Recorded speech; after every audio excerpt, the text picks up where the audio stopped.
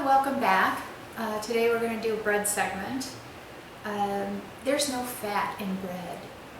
If you eat nothing but bread with all the wonderful things that you can put on top of it, you'll get fat. But if you eat bread, especially the bread that I'm going to make for you today, there's no fat in that. There's 4 ingredients in bread. Now the recipe that I use comes out of a book called Artisan Bread in 5 Minutes a Day, and I briefly discussed this on another segment. And it's Jeff Hertzberg is an MD and Zoe Francois, who is a chef. They make this wonderful bread, and so I'm going to show you how they do it, and we're gonna go ahead and get started. So the first thing that you want to do is you want to get some good flour, unbleached white all-purpose flour. Now I use Bob's Red Mill. Another one that I use is King Arthur flour. Whatever's on sale is kind of where I go.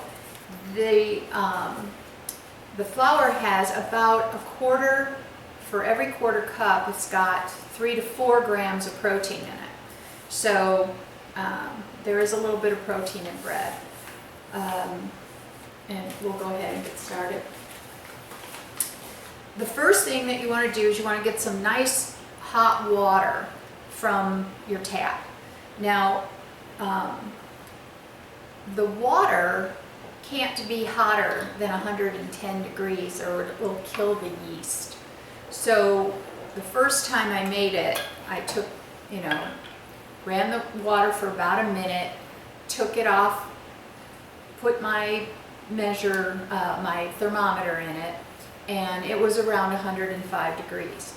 So you don't want it to be cooler than 95 degrees because then the yeast won't rise.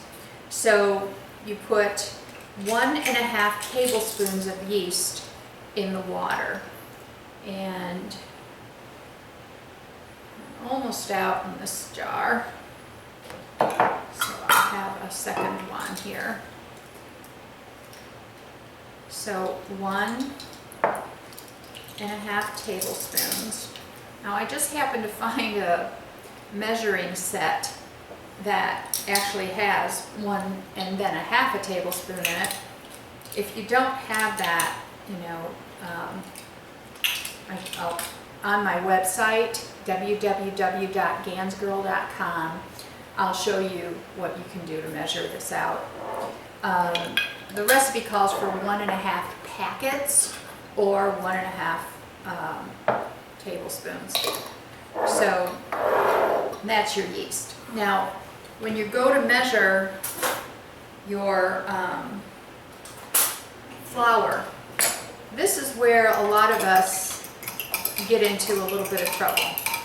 So I've seen it where people have been weighing it, they're sifting it, they're going through a lot of hassle to get the flour right. And what I've found is in this book, they've got a perfect solution to that. So I keep my flour in a BPA-free container, and I just dump it right in from the bag, and it takes 6.5 cups of flour. So what you do is you just dip it.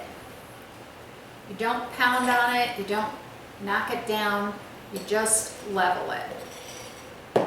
And I always put it in here in a regular measuring cup that's 8 cups because I lose track. I get distracted, someone's calling me or something, and I don't know where I'm at, and then you got to start measuring all over again. So I put it in here before I put it into the container that I use to actually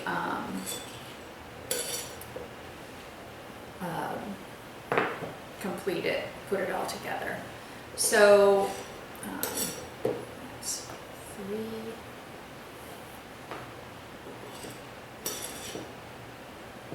4, 5,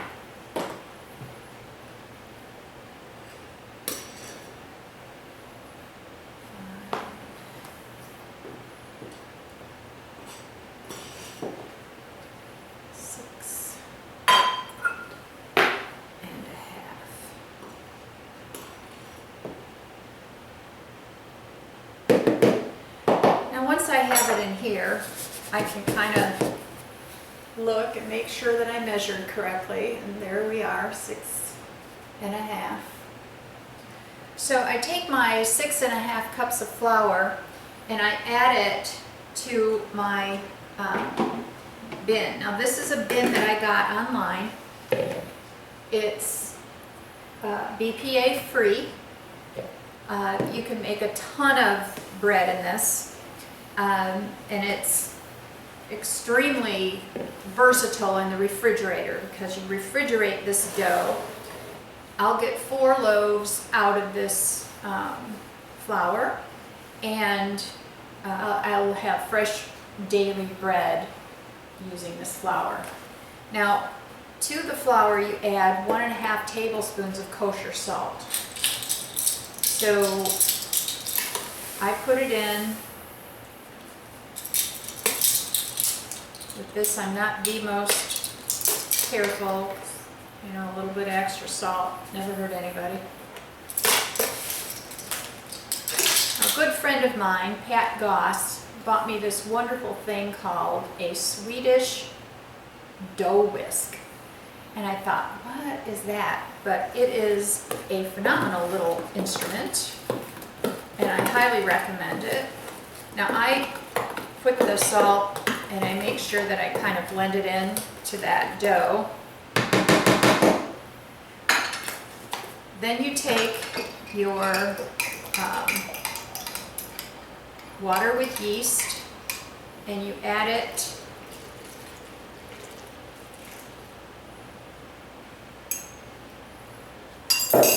to the dough, to the flour. Give it a good stir.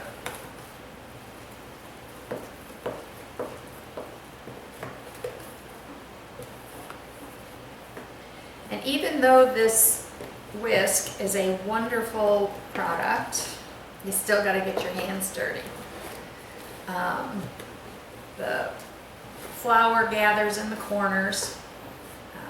It might be better in a big, you know, oval or round bowl, but for this container to go right into the refrigerator after it rises, this is kind of how you have to do it. So with clean hands, you just work that dough and all of the flour into the dough.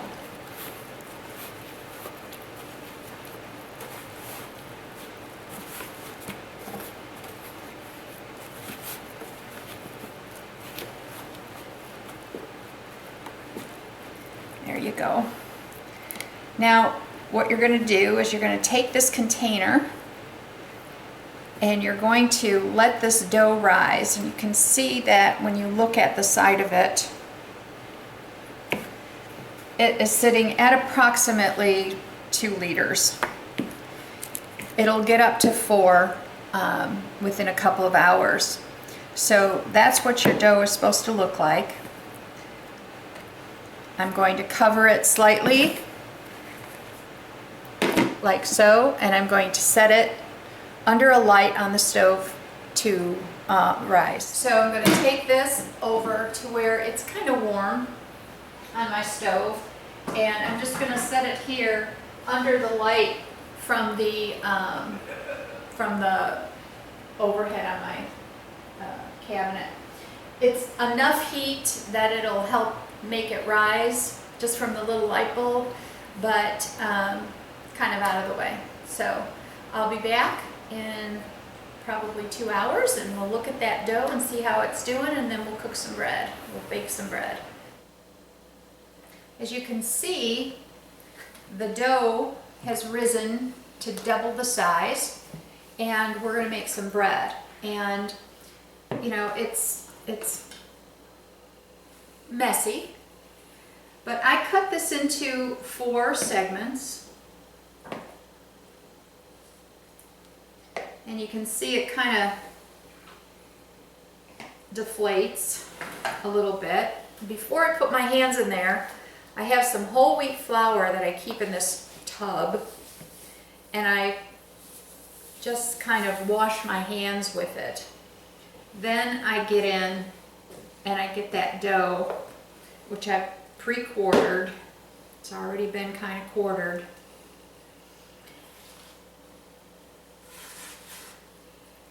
And I put that on my pizza stone. Now, in the book, they don't want you to knead the dough. And it's good without kneading, right? You don't have to do it. I do it because I like it just a little bit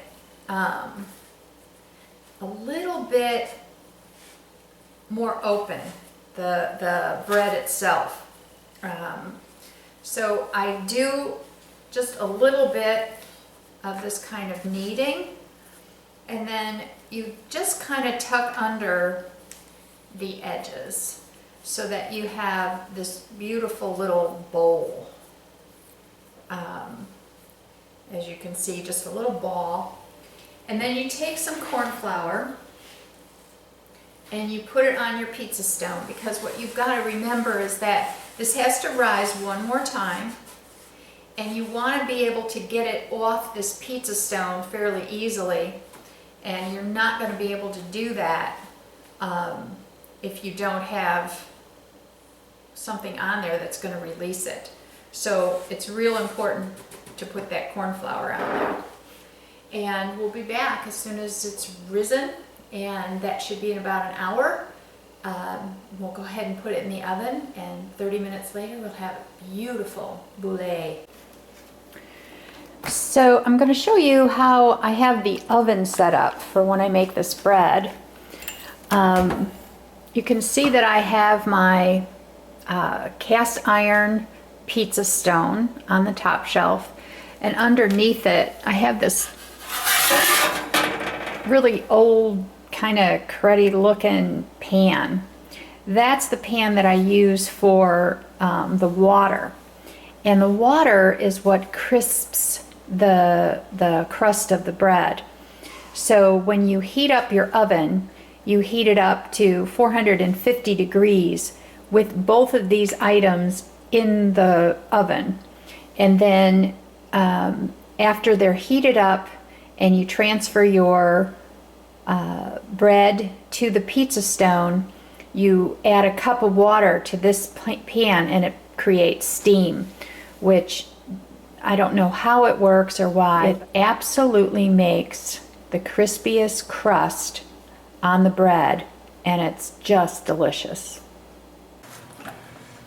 So as you can see, the dough has risen, and now I'm going to put it on the pan in the oven.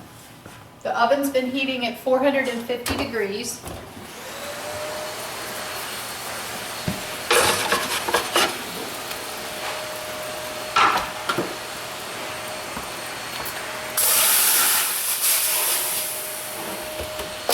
And that's going to cook for 30 minutes. So the bread's ready to come out of the oven. As you can see,